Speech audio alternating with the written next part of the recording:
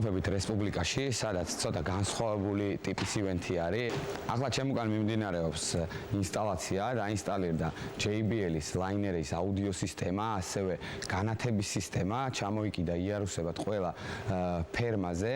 ეტყვით იმას, რომ ეკრანის ინსტალაცია სრულიად არის ჩვენი იმპროვიზაცია, რომელიც დაიხატა პირველ რიგში 3D ვიზუალურ პროგრამაში, შევთავაზეთ დამკვეთს და მას შემდეგ რაც ძალიან მოეწონათ, გადავწყვიტეთ აგვეწყოს სვეტებზე და უკან მდებარე ეკრანები, რომელიც არის როგორც ბიუჯეტური, ასევე ეფექტური და გაგვიხარდება თუ სხვა ადამიანები შეამჩნევენ ამას და უკვე დაგვიკვეთავენ განათებას, ეკრანს და გახმოვანების სისტემას სხვა ღონისძიებებზე, ანუ როგორც რესპუბლიკის, ასევე სხვადასხვა სივრცეში.